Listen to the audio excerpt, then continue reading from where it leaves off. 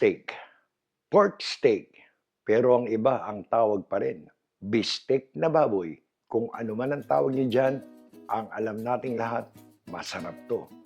Ngayon, araw na to, ang lulutuin natin ay bistek na baboy or pork steak. Kayo ba'y naglalagay ng patatas?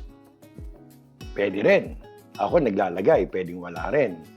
Yun nga lang, hindi ko nilalagay ang patatas habang nagluluto, on the side. Kasi sinisip-sip ng patatas, lahat ng sabaw, umaalat yung patatas, maganda yung on the side lang. Ang aking lulutuin ay liempo na pinahiwa ko ng manipis. Kaya walang gaanong paalambutan to, piprito lang natin to. Ayan, ang ganda oh. Itong aking liempo ay eksaktong 2 kilo. Tinimplahan ko siya. Maasim. Tinimplahan ko ng half cup na toyo, half cup na kalamansi, at nilagyan ko ng 1 teaspoon na pepper. At itong kakaiba, nilagyan ko siya ng 1 latang Sprite. 2 oras na na-marinate na yan. Kaya yan, ang ating bistek na baboy. Simulan natin. Ito pong aking patatas ay 2 piraso. Ini-slice ko lang po ng ganitong kakapal. Kagandahan lang. Ayoko naman sobrang nipis, madudurog eh. So, kanina nakababad to, dinrain ko, medyo tinuyo ko ng paper towel. Eto, unahin natin to kasi etong on the side. Ayan na, prito lang natin yan. Ganda oh. Kasi napansin ko pag yung niluluto ko ng kasabay ng sabaw itong patatas, nani. Ako, naputok, takpan agad natin. Tignan nyo kung gaano katagal yung medyo gusto ko lang basta luto na siya na medyo brown, maganda. Ilalagay natin sa side para pagkain natin. Then pagbalik ko, pakita ko sa inyo kung ano yung itsura nito. Alam nyo, in 5 minutes, ito na ating potato. Ganda oh. Ganda mamaya yan, on the side. Walang kahit anong timpla yan.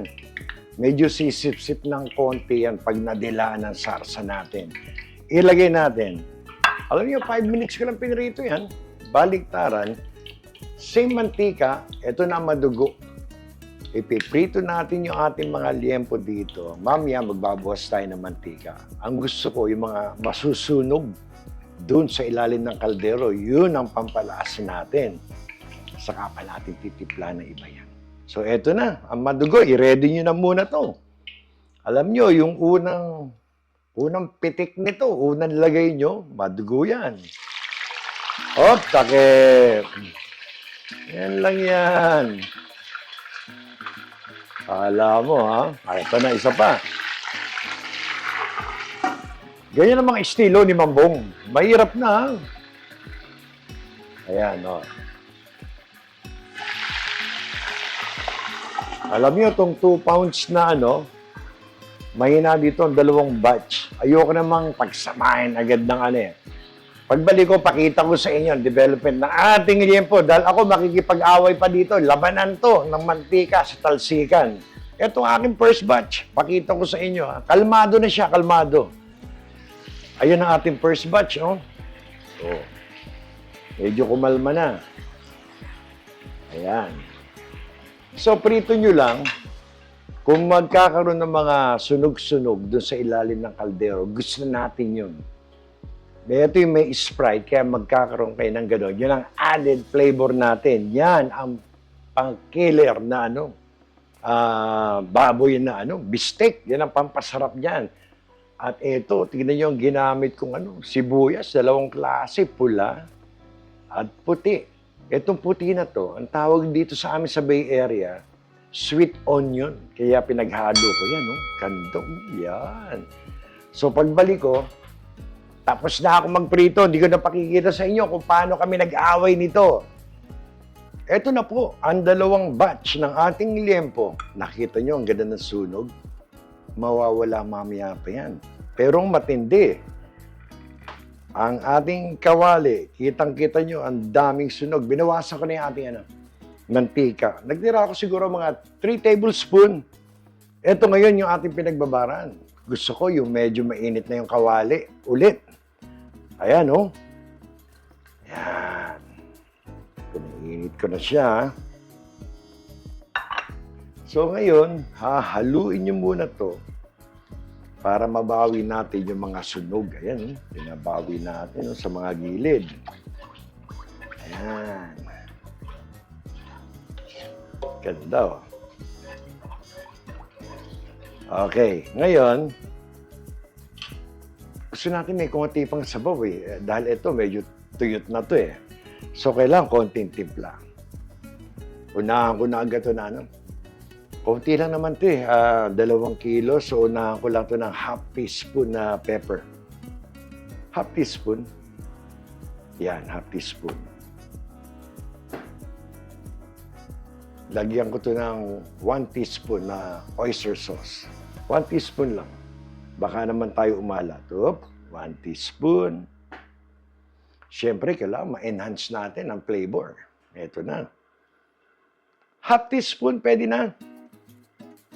Half lang. Ayan, half lang.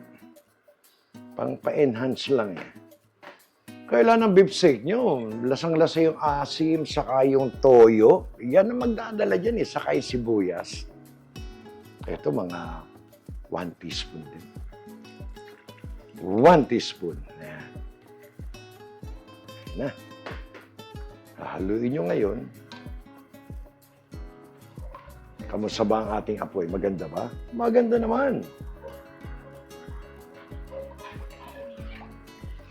So, mapapansin nyo, parang alat yan, di ba? Kasi lalagyan natin ng tubig pa yan.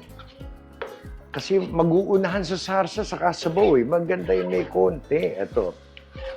Medyo anuhin lang natin yung mga gilid-gilid niyan, ha? Ayan, oh. Binabawi natin. Kasi, alam nyo, amoy ko yung sunog na Sprite, sunog na toyo, kalamansi, halo-halo. Lalo ngayon, oh, may oyster sauce. Grabe, sarap nito. Ayan, oh. Medyo anuhin nyo lang ng konti. Ayan. Maalat, ayan na, ha. Lalagyan ko ng 1 cup. 1 cup na tubig, ayan. Ayan, 1 cup. Yan ang ating magiging sabaw. Sarsa. Bitin kanini. Mag-aagawan. Ngayon, pakuluin nyo lang ulit ito. Pag kumulo na, lalagay na natin yung ating baboy. Pagkalagay ng baboy, sibuyas na. Dan, mabilis to. Mabilis to kasi sa nipis nung liempo, nung pinirito nyo, yun nga lang pwede nang kainin eh. Malambot na rin yun eh. Ano pa to? May sarsa pang ganito. Ito, panalo. Oh, ayan. Pagkulo nito, ihulog ko na itong baboy natin. Kumukulo na uli. Tikman na natin to. Alam nyo, hindi pwede maalat to. Kasi pag binalig natin yung piniritong baboy na may timpla, madadagdagan yung alat. Kailangan to, katabay lang. Alali lang to, ha? Ito, tikman natin.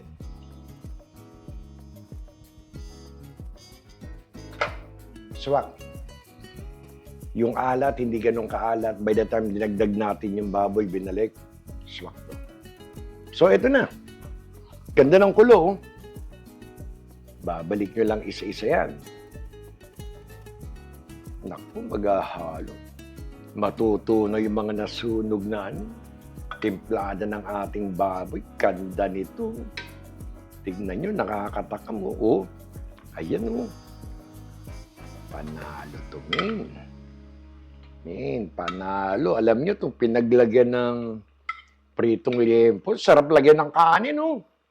Medyo lalamasin yung kanin nyo. Diyos ko. Sana, bata pa tayo. Hindi yun eh. Okay. Swak na swak para sa akin itong tubig na to.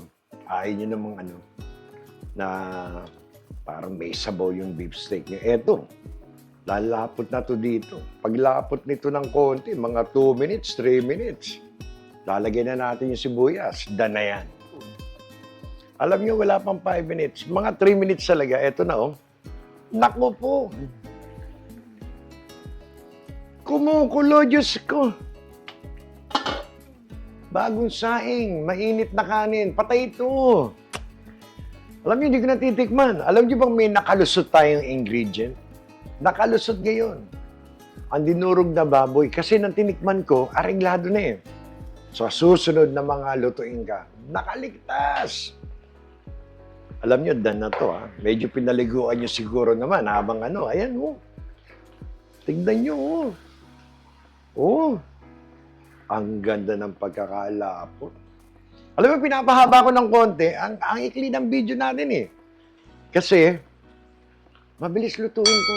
Kaya sa mga working mom, mga busy, nagmamadali, ang bilis ito. Ito na oh. Sus, Maria Josep, sang katerbang sibuyas na pula at puti. Naglaban sa pula sa puti. Lalagyan na natin to. Pero magtitira kayo ng konti para maganda pang plating. Nilagay ang pula, nilagay, naku po, ano ba yan? Sibuyas na may pork steak. Pwede na to. Pang toppings lang natin ha, pero matindi yung nilagay ko na yan ha. Maiiba lahat. Lahat ng timpla, maiiba ng dahil sa sibuyas na to. Yung masarap na, lalong sasarap. O, haluin nyo lang. Patayin nyo na. Baka naman mawalan kayo ng sarsa. Ayan, oh. Oh. Oh. Panalo to. Yang init na yan, mahapkok ng inyong sibuyas. Sarap niyan. Nasa inyo yan kung gusto nyo mas luto ang sibuyas. Pero habang inaano nyo to, paluto ng paluto ang sibuyas nyo. O, ayan na. O. Ang ganda. Pagbalik natin, plating na tayo. Sa pula, sa puti. Sa pula, sa puting sibuyas. Tignan nyo. Tignan nyo. Ang ating baboy na bistek o pork steak, kung ano bang itawag nyo dyan. Panalo to. Nakita nyo yung patata sa gilid? Ang sarap niyan. Panalo yan. Pati yung sibuyas. Alam mo, iwanan ko na kayo. Kakain na kami. Kaya, bago tayo umalis, muli, isa na namang mapagpalang araw para sa inyong lahat. Salamat sa Diyos. Meron po tayong masarap na bistek na baboy. Hanggang sa muli, kayo po'y kaiingat. Salamat.